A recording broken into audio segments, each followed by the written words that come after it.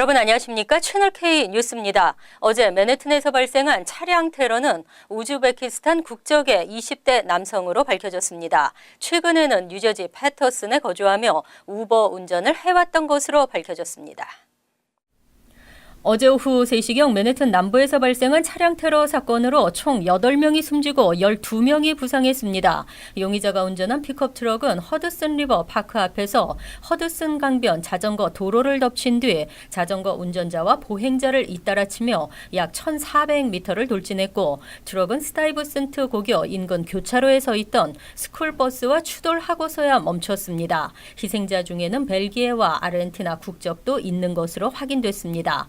용의자는 우즈베키스탄 국적의 29세 남성 사이플러 사이퍼프로 확인됐습니다. 용의자는 2010년 미국에 들어와 오하이오주에 정착한 뒤 영주권을 받아 플로리다주 포트 마이어스와 뉴저지주 패터슨에서 생활했습니다. 플로리다에서는 트럭 운전사로, 패터슨에서는 우버 운전을 해왔습니다. 경찰은 용의자가 범행 현장에서 알라시는 위대하다고 외쳤다는 목격자의 진술과 테러에 사용된 픽업 트럭에서 IS를 위해 테러를 감행한다는 아랍어 쪽지가 발견된 점을 들어 외부 테러 단체와의 연관성을 조사하고 있습니다. 어제 테러는 가뜩이나 얼어붙고 있는 이민자 사회에 찬물을 끼얹었는데요. 이를 계기로 미 입국자에 대한 고강도 심사가 더욱 강화됩니다. 31일 트럼프 대통령은 트위터를 통해 국토안보부의 고강도 심사 프로그램을 강화하라고 지시했다고 밝혔습니다. 트럼프는 앞서 맨해튼 테러에 관해 뉴욕시에서 역겹고 제정신이 아닌 자에 의한 공격으로 보이는 일이 또 벌어졌다며 사법당국이 면밀히 살펴보고 있으며 이러한 일은 미국에서는 안 된다고 말했습니다. 그는 또 정치적 올바름도 좋지만 이번 같은 경우엔 아니다라며 신과 이 나라가 뉴욕시 테러 공격 희생자 유가족과 함께 한다고 말했습니다. 트럼프 행정부는 취임 이후 줄곧 반이민 정책을 유지하며 국경 강화와 극단적인 입국 심사를 시행하고 있습니다. 특히 테러 연관국 출신자들에 대한 심사를 강화했으며 합법 이민 제한도 추진 중입니다. 지난달 26일부터 연방교통보안청은 미국행 여행기에 탑승하는 승객들에 대한 보안 절차를 강화했습니다. 트럼프 대통령의 반이민 정책은 오바마 전 대통령을 비롯 미국 내 정치인과 기업인, 국제사회에서까지 미국의 전통과 가치를 훼손시키고 있다는 비판을 받고 있습니다. 하지만 이번 사건을 계기로 미국 입국 심사는 더욱 까다로워지고 반이민 정책에도 힘이 실릴 전망입니다. 뉴욕 한인회가 오늘 한인단체장 간담회를 개최했습니다. 김민선 회장은 세계 한인회장 대회 성과를 보고했고, 현재 진행 중인 KCS 회관 모금, 뉴욕 코리아 센터 관련 논의가 진행됐습니다. 보도에 지한샘 기자입니다. 오늘 오전 맨해튼 뉴욕 한인회관에서 20여 명의 지역 한인 단체장들이 모여 간담회를 가졌습니다. 뉴욕 한인회 김민선 회장은 지난 9월 26일부터 29일 사흘간 한국에서 개최된 세계 한인회장 대회의 성과를 보고했습니다. 김 회장은 미주 지역 한인회장 20명과 함께 복수국적 문제 해결을 위한 법률 개정을 요구했고, 당장 법률 개정이 어렵다면 유예 기관과 함께 적극적인 홍보를 요구했다고 밝혔습니다. 이번에 만약에 복수조법이 폐지가 그게 힘들다면 유예를 6개월이든 유예 기간을 줘서 포기할 사람들은 포기할 수 있도록 홍보를 충분히 한 후에 그 기간이 지나고 나서 이 복수조법을 적용을 시켜달라. 김민선 회장은 한인 이민사 박물관에 대한 한국 정부의 지원도 약속받았다며 박물관을 한인 2세들을 위한 뿌리교육 공간으로 만들겠다고 밝혔습니다. 민승기 전 뉴욕 한인회장 소송건에 대한 설명도 있었습니다. 민 회장 측에서 판사에게 회관 리스 계약 위반에 대한 기각을 요구하는 편지를 보냈으며 뉴욕 한인회에서는 이에 반박하는 서한을 보냈다고 밝혔습니다. KCS는 현재 진행 중인 회관 건립에 대한 설명을 하고 한인 단체들의 협조를 요청했으며, 건설협회는 뉴욕 코리아 센터 건립 공사에 한인 기업이 참여할 수 있도록 노력 중이라고 밝혔습니다. 채널K 뉴스 지한샘입니다. 캘리포니아주의 한 초등학교에서 학부모가 교사를 인질로 잡고 소동을 벌이는 사건이 발생했습니다. 결국 경찰과 대치하다가 사살됐습니다. 31일 오전 11시 20분쯤 한 학부모가 로스앤젤레스 동부 리버사이드 캐슬뷰 초등학교 교내로 진입하면서 교직원 한 명을 밀쳐 다치게 한 뒤 교실 안으로 들어갔습니다. 남성으로 알려진 이 학부모는 교실로 들어가 문을 잠근 뒤 바리케이트를 치고 70대 여성 교사 한 명을 붙잡고 인질극을 벌였습니다. 붙잡힌 교사는 이 학교에서 20년 이상 근무한 것으로 전해졌습니다. 인질극을 벌인 남성이 총기를 소지했는지 여부는 확인되지 않았습니다. 경찰은 이 남성과 대치하면서 교사를 풀어주라고 요구했으나 남성이 듣지 않았고 결국 오후 6시쯤 특수기동대 요원이 교실 안으로 침투, 이 남성을 사살했습니다. 붙잡혔던 교사는 부상 없이 무사히 풀려났습니다. 인질극이 벌어지는 동안 경찰은 학교 주변을 봉쇄했으며 학생 670여 명은 즉시 대피했습니다. 특히 이날은 할로윈데이여서 학교 주변은 어수선한 상태였습니다. 한편 인질극을 벌였던 이 남성의 요구사항은 알려지지 않았습니다. 다카 불씨를 살리려는 노력과 다카 폐지를 강행하려는 행정부와의 갈등이 이어지고 있습니다. 연방법무부는 다카 소송에 대해 기각을 요청했습니다. 지난 27일 연방법무부는 연방법원 뉴욕 동부지법에 다카 폐지 무효 가처분 소송의 기각을 요청했습니다.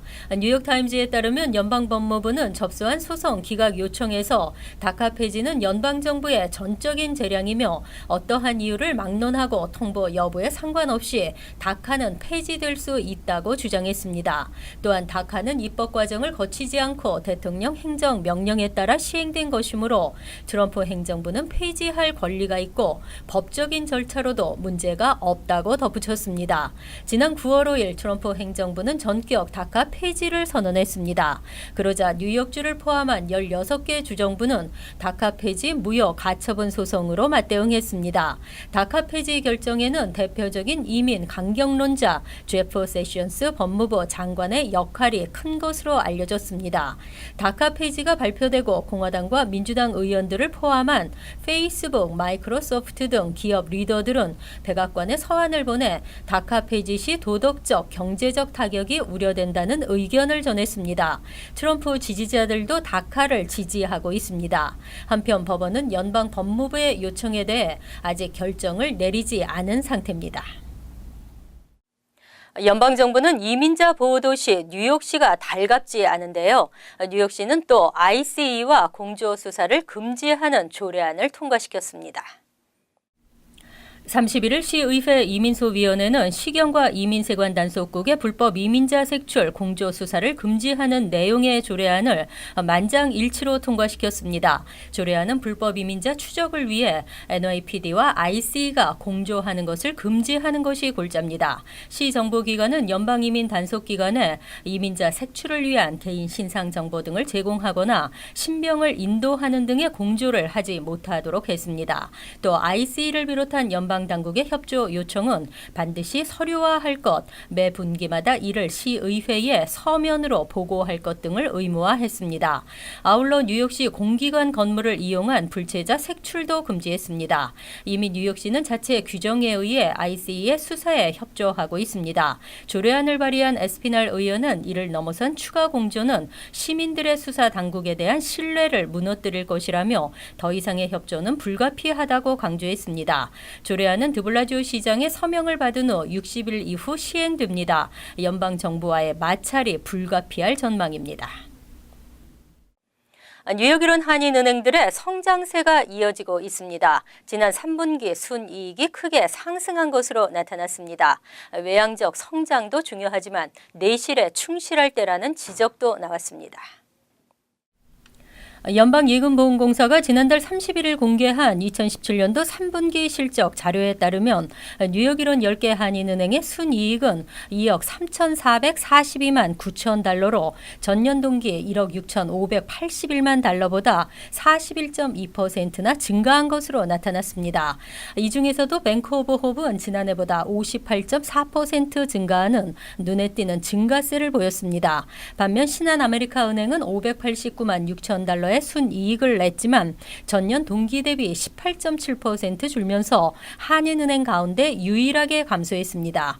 전년 동기 대비 순이익 증가율이 가장 큰 은행은 노아은행 262% 상승했고 뉴 밀레니엄 뱅크는 65.0% 늘어났습니다. 지난 3분기 10개 한인은행의 총 자산은 262억 6,286만 1,000달러로 전년 동기보다 10.3% 증가했습니다. 전년 동기 대비 자산 증가율이 가장 큰 은행은 메트로시티로 29.7% 상승했고 반면 자산이 감소한 은행은 KEB 하나로 나타났습니다. 가장 많은 예금을 보유하고 있는 한인은행은 뱅크 오브 호브로 110억 704만 1,000달러를 기록했습니다.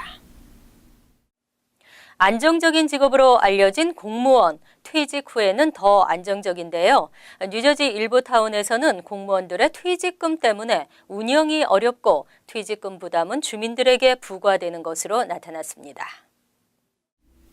40여 년간 경찰로 근무하며 사용하지 않은 병가와 휴가, 공휴일 등을 돈으로 환산할 경우 퇴직금은 44만 달러로 나타났습니다. 이처럼 공무원들의 퇴직금 규모가 주 전체로는 10억 달러가 넘고 버겐, 에세스, 모리스, 퍼세익 등 4개 카운티의 경우에는 2억 7,300만 달러에 달하는 것으로 나타났습니다. 퇴직금 비율이 가장 높은 버겐 카운티 듀몬트는 전체 예산의 무려 20% 가까이를 차지했습니다. 공무원 중에서 가장 많은 퇴직금을 받는 건 경찰과 소방관이었습니다.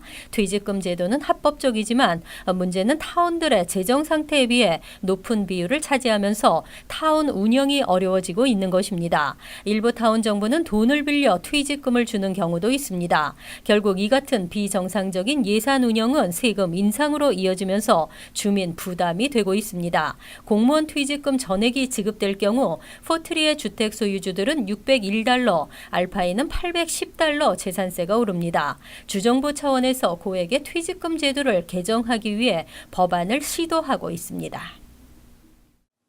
뉴욕주 병원들의 안전평가 총체적 난국입니다. 특히 한인들이 많이 찾는 병원들이 대부분 C등급으로 나타났습니다. 31일 병원평가기관 리프로그에 따르면 뉴욕주에 위치한 병원 142개 중 7개만이 A등급을 받았습니다. A등급은 4.9%, B등급이 52.8%로 나타났으며 한인들이 많이 이용하는 병원 마운트 사이나이, 프레스비테리언, 코넬, NYU, 랭곤, 벨뷰 등이 모두 C등급을 받았습니다. 퀸즈 엘머스트 병원은 D등급을 받았습니다. 반면 뉴저지주는 전체 68곳 중 30곳, 14.1%가 A등급을 받으면서 뉴욕과 큰 차이를 보였습니다. 뉴욕주에서 A등급을 받은 곳은 캔모어 멀시, 버팔로 시스터스 오브 체리티, 로체스터 하일랜드, 포트 워싱턴 존 마더 메모리얼 등이었고 시내 5개 보로에서는 한 곳도 없었습니다. 롱아일랜드 나소 카운티에서도 나소 대학병원, 놀쇼 대학병원, 놀스웰 힐스 헬스 시스템 등이 C등급에 머물렀습니다. A등급 병원 비율이 높은 주는 로드아일랜드, 메인, 하와이, 아이다호, 버지니아 순이었으며 낮은 주는 노스다코다, 워싱턴 DC, 델라웨어, 메릴랜드, 뉴욕 등의 순서로 조사됐습니다. 리프로그는 A에서 B등급 병원에 비해 D에서 F등급의 병원은 1.5에서 2.7배 더 위험하다고 지적했습니다. 이어서 LA 지역 한인사회 소식입니다. 캘리포니아를 3개 주로 분할하기 위한 움직임이 본격적으로 추진되고 있습니다. 알렉스 파디아 캘리포니아주 총무처 장관은 오늘 캘리포니아주를 캘리포니아주, 남가주, 그리고 북가주 등으로 분할하는 내용의 주민 발의안을 내년 선거에 상정시키기 위해 서명운동에 돌입했다고 밝혔습니다. 특히 당국은 이번 안건이 주민투표에 붙여지기 위해서는 등록된 유권자로부터 180일 이내에 36만 5,880개의 서명을 받아야 한다고 강조했습니다. 한편 일각에서는 캘리포니아주가 나눠질 경우 3개의 주정부가 들어서면서 주민들에게 혼란을 줄 것이라는 우려의 목소리가 나오고 있습니다. 평창 동계올림픽 개막이 100일 앞으로 다가온 가운데 LA에서 전통 국악 공연이 개최됩니다. 해외에서 처음으로 성공적인 올림픽 개막을 염원하는 공연입니다. LA 한국문화원은 국립국악원과 함께 평창 올림픽의 성공을 기념하기 위한 창작 국악 특별 공연 평창의 꿈을 개최하고 한인 커뮤니티를 비롯한 주류 사회에 한국 전통 예술의 우수성을 알릴 계획이라고 밝혔습니다. 여러 가지의 그 깊은 역사 속에서 이어져 온 그런 저희 전통 예술과 더불어 내년에 그 동계 올림픽의 스포츠에도 같이 맞춰진다면 스포츠만 뜨는 것이 아니라 예술을 보면 그 나라의 역사와 그 나라의 민족과 그런 여러 가지 것들을 우리가 피부로 느끼게 될 수 있을 것이라고 생각이 들었기 때문에 특히 이번 공연에는 국립국악원 창작악단 70여 명이 참가해 평창올림픽 성화봉송 주제가 Let Everyone Shine과 판소리, 수군가 등 창작국악 공연과 타인종들도 함께 즐길 수 있는 세계 민요 등 다채로운 공연이 마련됩니다. 평창의 꿈은 내일 오후 7시 30분 한인타운 인근 윌셔 이벨 극장에서 열립니다. 간추린 소식입니다. 30일 앤드류 코모 뉴욕 주지사는 뉴욕주에서 2세 이하 아동의 경우 카시트를 차량 뒷좌석에 뒤쪽을 바라보도록 설치해야 하는 규정 개정안에 서명했습니다. 법안은 2019년 11월부터 시행에 들어갑니다. 뉴욕주 현행법은 4세까지 뒷좌석 카시트에 앉히도록 의무화하고 있지만 카시트 방향에 대해서는 별도 조항을 두고 있지 않습니다. 카시트 방향이 앞을 향할 경우 교통사고 발생 시 부상이 커질 수 있습니다. 뉴욕 한인학부모협회는 11월 4일 오후 7시 30분 하이스쿨 입학과정 학부모 워크숍을 개최합니다. 예비 고교생 자녀를 둔 학부모를 대상으로 학부모와 자녀가 올바른 교육 과정을 선택하고 입학 절차에 대비하기 위해 마련됐습니다. 워크숍은 고등학교 종류와 프로그램, 고등학교 입학 과정과 지원 시기, 지원 방법, 특별 프로그램이 있는 학교 등에 대해 설명합니다. 바우만 버스회사 운전자 노조연합이 파업 움직임을 보이고 있습니다. 이 회사는 롱아일랜드 론 콩코마를 기반으로 두고 있는 스쿨버스를 운행하는 회사여서 서포 카운티 학생 수천 명의 통학 대란이 우려되고 있습니다. 파업 영향권에 있는 학군은 프리포트, 발드윈, 힉스빌, 락빌 센터 등 4개 학군으로 현재 이들 학군은 30일 오후 학부모들에게 버스 파업 가능성을 통보한 상태입니다. 31일 오전 8시 30분쯤 맨해튼 메디슨 애비뉴와 73스트리트 선상에서 맨홀 2개가 연달아 폭발하는 사고가 발생했습니다. 맨홀 파편들은 주차돼 있던 차들에 손상을 입힌 것뿐 아니라 현장을 지나던 10여 명의 시민에게도 튀었습니다. 하지만 다행히 이번 폭발로 부상자는 보고되지 않았으며 인근 프리킨더가든 학생들도 다치지 않았습니다. 콘 에디슨 관계자는 사고 경위를 조사 중입니다. 환율과 증권 소식입니다.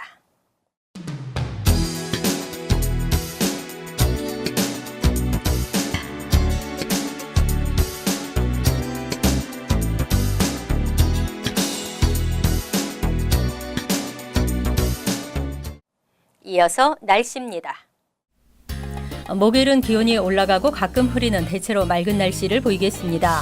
낮 최고 기온은 71도, 섭씨 22도, 밤 최저 기온은 60도, 섭씨 16도로 예상됩니다.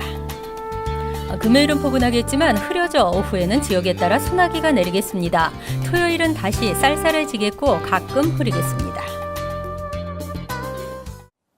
이상으로 채널K 뉴스를 마칩니다. 채널K와 함께 편안한 하루 되시기 바랍니다.